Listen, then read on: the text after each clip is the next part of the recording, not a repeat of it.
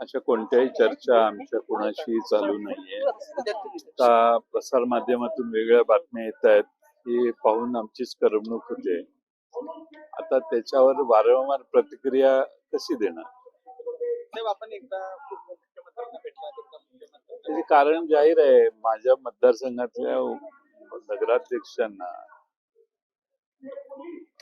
अपात्र ठरवण्यात आलं.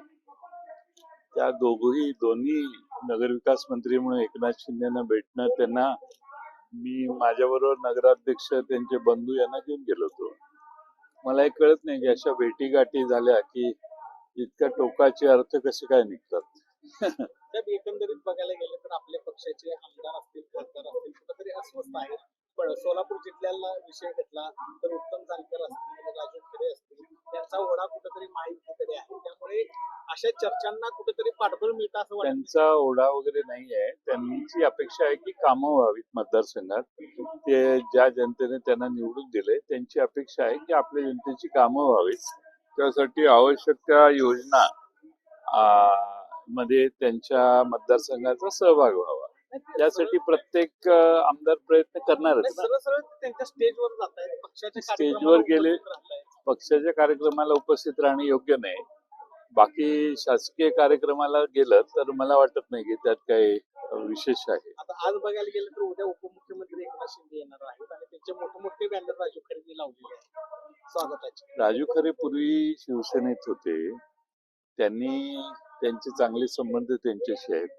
मागच्या वेळी पवार साहेब आले त्यावेळी पवार साहेबांची बॅनर त्यांनी लावलेले.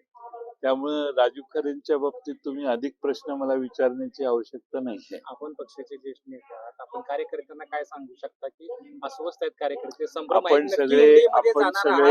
सगळे पवार साहेबांच्या, मला कळत नाही, आम्ही आता इथं विरोधातच काम करतोय ना. आणि आम्ही कार्यकर्त्यांना मी एवढं सांगेन की शरद पवार साहेबांच्या बरोबर निष्ठेनं सर्व राहिलेले आहेत आणि ठामपणानं सर्व आमदार, सर्व खासदार पवार साहेबांच्या मागे आहेत. एनडीएमध्ये जायचा विषय येत नाही. एनडीएने काय आम्हाला निमंत्रण दिले की जायचा प्रश्न तयार होतो? मला असा प्रश्न तुमच्या मनात कसा येतो? जनतेच्या मनात आहे. कोणीतरी जनतेच्या मनात नाहीये, तुम्ही जनतेच्या मनात घालण्याचा प्रयत्न करताय. 20व्या दिवशी सोनम वांचूक यांना पहाटे अत्यंत गैर आहे असं उचलणं. आणि खरं म्हणजे त्यांच्याशी चर्चा करायला पाहिजे होती, पण चर्चा न करता त्यांना दवाखान्यात ऍडमिट करण्यात आलं. इथपर्यंत मी समजू शकतो, पण तिथल्या आंदोलकांना तिथून हटवणं हे काही योग्य आहे असं नाही. शेवटी लोकशाही मार्गाने प्रत्येकाला आपलं मत मांडायची संधी मिळाली पाहिजे. घाबरतंय का हुकुमशाहीचा प्रकार वाटतो? तो प्रश्न सरकारला विचारला पाहिजे ना तुम्ही. त्यांच्या बाजूला देखील फोनवरती बोलू देत नाहीत आणि त्यांना भेटू देखील देत नाहीत.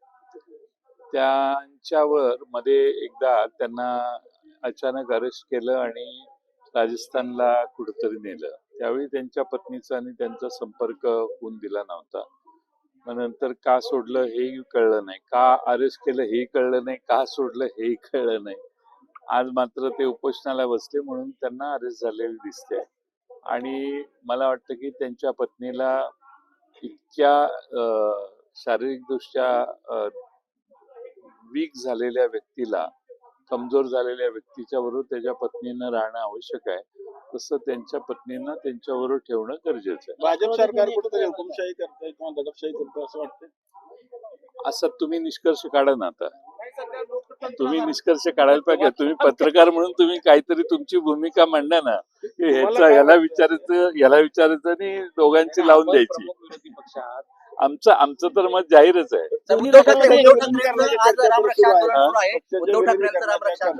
पक्षाच्या विलिनीकरणाची चर्चा आमच्या कोणाशी सुरू नाहीये.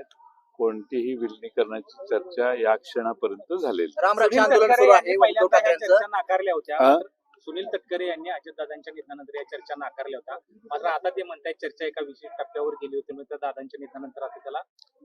बरोबर आहे, आता ते म्हणतायत आणि मी सुरुवातीपासून हे सांगत होतो, पण आता कोणत्याही चर्चा आमच्या चालू नाही. अर्थमंत्री पदासाठी एक राष्ट्रवादी सुरू आहे, काय नक्की? आम्ही कुठल्याही स्पर्धेत नाहीये. आम्ही कुठलं खातं मागितलेलं नाही, कुठली मागणी केलेली नाही. पण तुम्ही त्याच्या आधीच मला गेल्या 2-3 दिवसात 2-3दा शपथ दिल्यासारखे दिसते. महाविकास आघाडीकडे उद्धव ठाकरेंचं रामरक्षा आंदोलन सुरू आहे. साहेब, ऑफिसमध्ये राहतात, परवानगी घेऊन लावतात. त्याचा अर्थ असं बघितला जातो का की दोन्ही राष्ट्राचे वगैरे एकत्र असे अजितदादांच्या बरोबर जे नेते आहेत होते, त्या सर्व नेते पवार साहेबांनीच मोठे केलेले, ताकद दिलेले नेते आहेत. त्यामुळे त्या प्रत्येकाच्या हृदयात शरद पवार आहेतच. उद्धव ठाकरे आज नागपूरमध्ये रामरक्षा मदत आंदोलन करतात. राम मंदिरामध्ये जो काही चोरीचा प्रकार झाला, चांगली गोष्ट आहे. आणि राम मंदिरात झालेल्या चोरीबद्दल समस्त हिंदू समाजाला जागृती आणण्यासाठी ते रामरक्षाचा मार्ग त्यांनी स्वीकारलाय. तुम्ही आंदोलनामध्ये सहभागी होता? मी या आंदोलनात सहभागी यायचं पक्ष तुमचा शक्तीपीठ नागपूरमध्ये जाईल ना.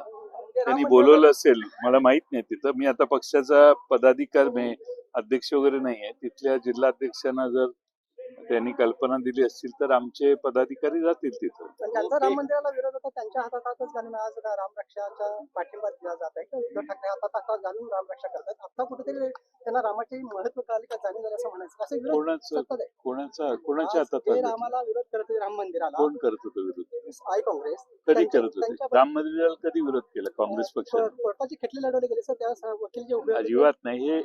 हेच तर आहे, असा भ्रम निर्माण करणं. असं कोणी काँग्रेस पक्ष वकील स्वतःचा पेशाचा असतो, तो त्याचा तो लढत असतो. त्याला ज्याने जबाबदारी दिली असते त्याच्या वतीने ते लढतात. आता उशिरा रामाची जाणीव ठाकरेंना झाली असं म्हणायचं का? नाही, ते पूर्वीपासून राम भक्त आहेत असा माझा समज आहे.